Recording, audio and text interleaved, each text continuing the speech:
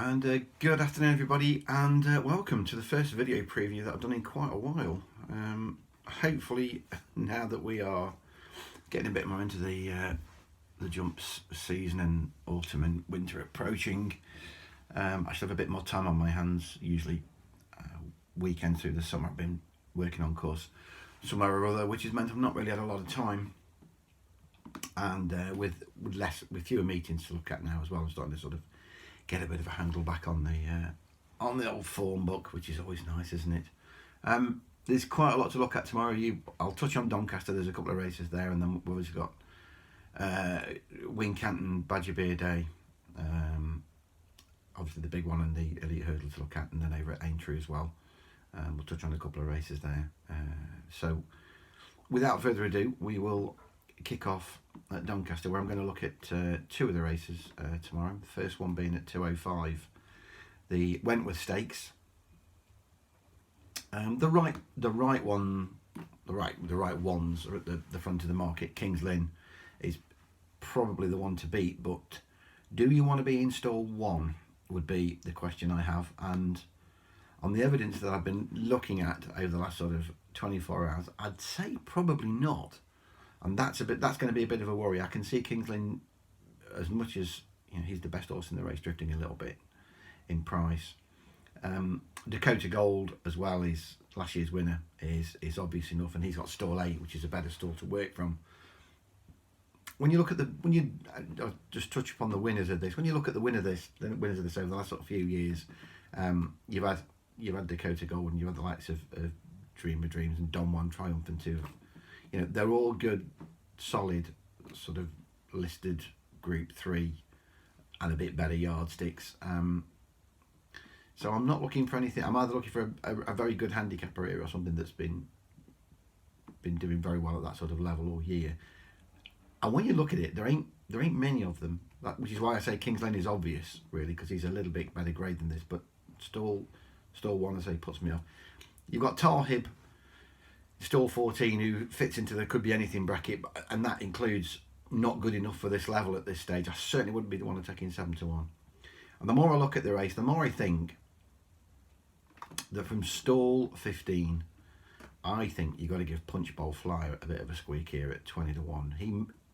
If this near side is the place to be, if 15 is the place to be, and for a sprint, there really isn't that much pace on here. There isn't that much in terms of out and out pace. And I wonder if they can get back to doing with Punch Bowl Flyer what he did earlier in the season at Haydock, when he just touched off Bielsa, and get him to the front, ploughing his own way and up a rail, and maybe, just maybe, he can make all here. Punch Bowl Flyer. Does he fall short at this level? You can argue he does, given that his best form has come in handicap company, but that form is very good, including his win at Windsor. He wants soft ground. He'll get that tomorrow. At Doncaster, and he was a bit unlucky at York last time. He would have been on the fringes of the places had it not been for getting hampered late in the day in the final film. He was still bang there when he was quite badly hampered. And that cost him any chance. So he's ended up finishing midfield, but he's better than that, a lot better than that run. Holly Doyle takes over tomorrow in the saddle from Charles Bishop, and that's got to be a good thing. I'm basing this really on three things: that stall 15 might well be the place to be, and Holly Doyle getting out, grabbing the rail, making every yard. And he's got his ground, as I say. So I think you've got enough in your favour there to chance a bit of 20-1 about Punch Bowl Flyer here, bouncing back to some of his very best form in a race where, I mean, there's a lot of runners in it. There's 15 runners.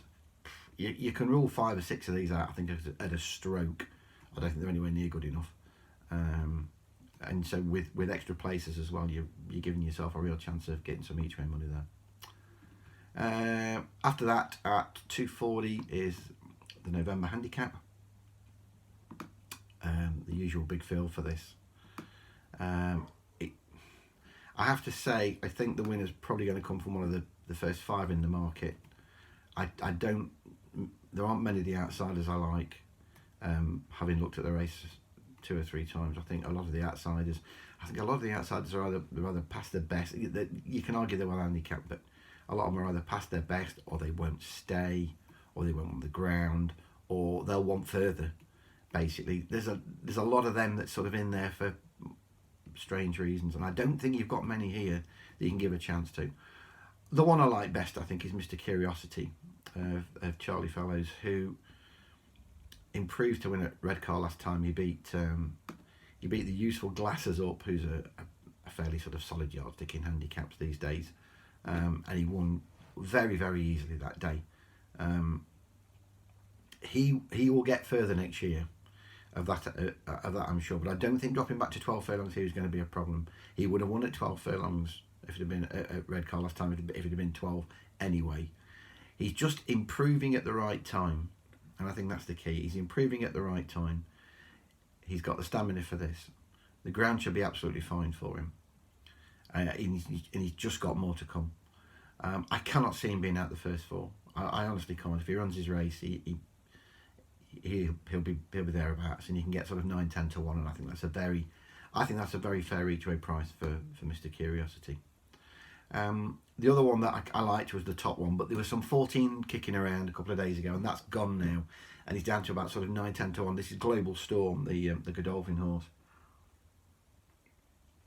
He's been running in sort of slightly better races than this, but he won at Newmarket. For all that he's been running on firm and good to firm ground, he won at Newmarket back in the spring, over 14 furlong on soft ground, and again he travelled really well that day, the best he's ever travelled. So a return to soft ground, I think, tomorrow for Global Storm might see him improved. Some of his form through the spring has been very good. He was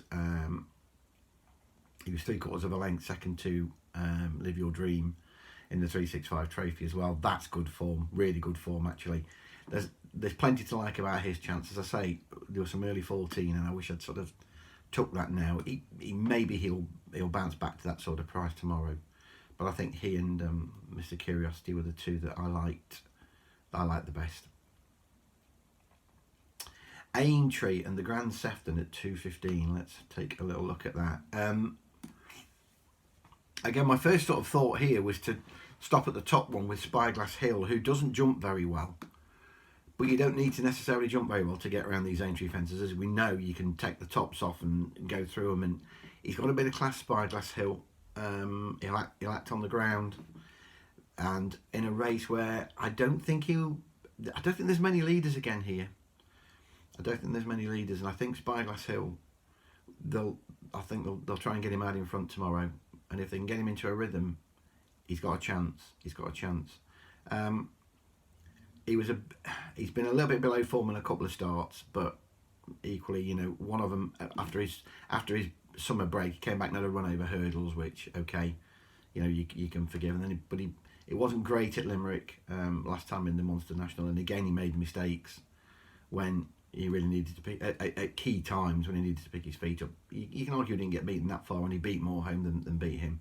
I think he's a chance, Spyglass Hill, if they get him out in front and get him into a rhythm. Favourite for this is going to be Time to Get Up, John Joe's. The trip's a real worry for me, because unlike Spyglass Hill, who's going to be bowling along in front, Time to Get Up looks a proper, thorough 100% stayer, and with that, I think this trip's going to be on the short side for him. I really do. It's not like he's a traveller. It's not like he's a traveller that can cruise around and find a bit. And it's a worry for me. I think he's a favourite I'd want to take on. He'll win more this year. I'm no doubt about that. And he might well be the best of these in time, but it's a concern for me. He's one I want to take on. Al Rock. I'll come back to Al Rock because he's by no means a pick for the race, but he's interesting. I will mention him in a moment. I mean, the obvious ones are Senior Citizen and Hogan's Height. Senior Citizen was third in the one lapper here in the Topham in the spring, and that's good form. Jumped well that day. He's been brought back with this in mind, and unlike a few of these, he comes into this at the top of his game, having won at Market Raisin. Now, the horse that he beat there, Guy, I think he runs over the weekend. I think he runs tomorrow. in an earlier race. So if he wins tomorrow, that'd be a bit of a clue to his chances. But he's got a lot in his favour. Alan King is still having winners. He's got experience of the fences. He's still improving. I think the mark's fine. And as I say, he comes here in form, which a few of these, when you look at them, okay, they've had preps for the race, but you know, for a lot of them, the preps weren't great. Now, I can't quite level that at Hogan's Height. I thought he ran okay over hurdles at Newton Abbot. He was doing some decent late work that day, and you knew exactly what was in mind. You know, get him a bit fitter for this. And normally for a horse that has tended to be held up in his races, they pushed him out in front at Newton Abbot and made sure he had a real good blowout that day. It's not a negative per se. Paige Fuller's on board, and Paige is perfectly capable, but equally in here, there's Thomas McDonough from the same yard, and Gavin's decided to choose Thomas McDonough. Now, whether that is because Gavin thinks that later on in the season Thomas McDonough might be the better horse and a better prospect, and he wants to make sure that he's on board here so that later on in the season he can be on board. That's my way of thinking with it. I still think Hogan's Height tomorrow might be the better one of the two. Simply because, you know, again, he's a winner of this race back in 2019. He won this race, Hogan's Height, and you know, again, if you've got the experience of these fences, it's a big plus. He jumps really well. There's a lot to like about his chance. You can see it, and 8-1 is fair. I say in a race where you really do struggle to make cases for a lot of them. A lot of the horses that came out and had their preps for it, they weren't great preps. So again, I think you're looking at two horses there that are definitely going to run their races. Now, let's touch on Owl Rock, who is only having his third start here for Dr. Newland. He's a 10-year-old. He'll have been purchased with a target in mind, because that's very much Dr. Newland's way. Now, the more you sort of look at Owl Rock, the more you think that he's probably, given that he's 10 years old, he may well have been purchased with Veterans Chasers or Veterans Final, something like that in mind, and that they're getting his mark down a little bit before they have a go at that. But his mark's already fallen through the floor in just a couple of runs, and you know, he's off 142 tomorrow. He's only had 2 starts, as I say. Taunton, where they chucked him in that conditions chase that's normally won by one of Paul Nicholls, is the 3.5 miler at the end of January, and he ran okay there. It was all right. Then he came back and run at Warwick last time, and it wasn't great. He was last of 8, and he was pushed along all the way. Now, as I say, there will be a target. I'd keep him in mind. I don't think it's this. On saying that, I didn't think it was the target for Bo Bay last year, and he won for the yard. Look, if he's a stupid price, I could be tempted to have just a throwaway couple of quid at him just in case. But I think there is a race for Owl Rock, and I'm sure they'll have it in mind. Just keep an eye on him and watch him throughout the season is my advice. And then, you know, when he starts showing a little bit more and he's sort of come down a bit in the weights, I think at that point that's when we're going to see the best of Owl Rock. Wincanton, let's touch upon a couple of, as well as the big races. I'm just going to mention one in the first at Wincanton as well that I thought was quite interesting, only for one reason. This is where Guy runs. He's in the first at Wincanton. I know I'd seen him somewhere. The interesting one here in this first is Midnight Midge. He's been chucked in a 20-1 chance by Hills on their early show, and I'm going to be having a bit of that when I come off this call. What do we know about Midnight Midge? We know that Wincanton, he likes Wincanton. He goes well around here. Would you excuse me? We know he goes well around here. The trip's absolutely fine as well. The ground, he goes on most ground, so that's not a problem. What's interesting is that, again, for the second time, he's left Ron Hodges to join Chris Down, who's having a decent time of it. He's having a few winners this autumn. Chris Down are going all right. And the interesting point is he's done that before. He's left Ron to go to Chris Down, and when Chris Down had it, he was 2 from 2, including one coming off a very long break, which he's doing here. The last time we saw the horse was in January. He's on a winnable mark, and if he's fit, if he's fresh, and if they can get him out in front, and which is very much his way, and popping away, who knows? I just think that angle again of Ron Hodges back to Chris Down, and when Chris had him before, I say he got 2 wins out of him in pretty quick time. So I think he's interesting, Midnight Midge tomorrow, and he'll be a bit of a price as well. Other races then at Wincanton tomorrow. We've got the Mares Handicap Hurdle at 225, which is normally a race I quite like. I didn't really like it here. Impressive Lady is one that will win some more this year for the Gardeners. I was really taken with her a couple of times in heavy ground last year at Exeter and Sandown. I don't think she's ready for this tomorrow. And then the more I looked through the race, the more it made my head spin, and the more it made it hurt. So I ended up leaving it alone. Instead, looked at the nice Badger beer at 3 o'clock. Loads you can give chances to, as you would expect for a handicap of this nature. I wasn't mad keen on Some Chaos. I think he might have had his fun already. He won at Chepstow, but Michael Scudamore was having a really good early season time of it, and whether he can follow up off a considerably higher mark, £7 higher, I don't know. So I'm against him. Highland Hunter, I can see it, but equally, again, the market's well found him. Of the gin joints, well, no finer trainer than Colin Tizard again. All of a sudden, is there?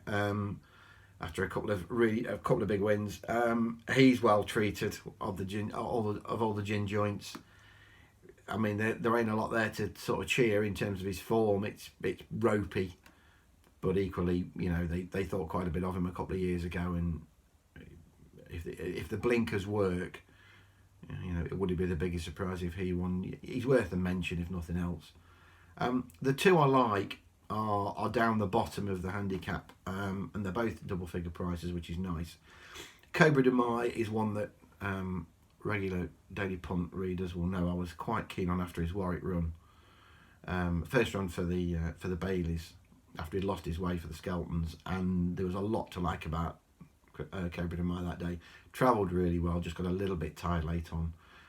Harry Skelton wasn't hard on him, just give him a couple of cracks, 2 out, and let him come home in his own time then, and he wasn't beaten far at all. And then he went to Chepstow and ran every bit as well to Chico Vallis there in a hot handicap. He's still on the mark, he can do some damage off. My only concern is that he's never really shone at Wincanton. It's never really been his track. Having said that, there might be some mitigating circumstances. Whenever he's run at Wincanton, he's never particularly been in form. So, you know, it is a concern, but you can find some excuses if you are the forgiving type. But the one I like is Coup de Panso, who, again, loves Wincanton, and showed that again last time out with Darryl Jacob on board in a little race where they didn't go quick here on his reappearance at the end of October, but I liked the way he jumped around, and then from 3 out, after getting a bit outpaced on the home turn, from 3 out he started to stay on steadily, and you know, was getting there at the finish. He was closing them down, and he got beat 7 lengths. I thought that would bring him on plenty for this. Ralph Smith is training these horses. I say training. I know the owner, Sid Hosey of all these horses, is looking to get his training licence, so I'm sure he's having a big hand, a big say in the training of these horses at the moment.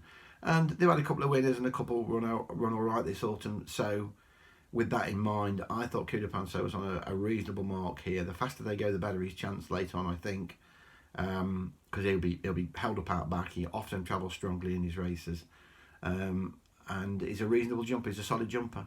I thought there was a lot to like there. Go back and watch the Wincanton run last time, and you'll see what I mean. I thought he finished his race off really well, and he would come on plenty for it. He looked unfit before and on the pictures that I could see, so I thought he'd run well. So there you go. That's your 20 minutes. What's the best bet out of those lot tomorrow?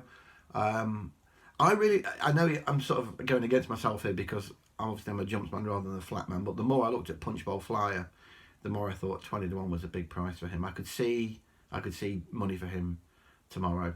I could see 1 or 2 tips just maybe sort of cottoning on to him tonight and saying, you know, grab the rail, because the stalls are centre tomorrow at Doncaster, which means, you know, that he won't have far to travel over to the rail, and if he can sort of form the arrowhead, he might be hard to get past.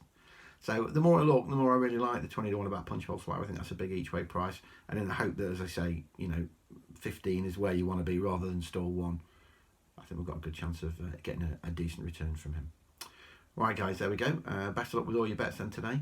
I am probably, purely for ease of ease of travelling, I'm probably going to go to Doncaster rather than Aintree on Saturday. I know I really should go to Aintree, but it's a bit of a trek from mine. It's a good 2.5 hour trip, so whereas Doncaster's just a quick pop up the road, so I'll probably go there. Right, guys, have a good weekend, and I'll be back with the Cheltenham stuff next week. How exciting! Yes, I'll be at Cheltenham all 3 days, so there'll be plenty to report back from there, I'm sure. All right, guys, thanks a lot. Cheers. Bye bye.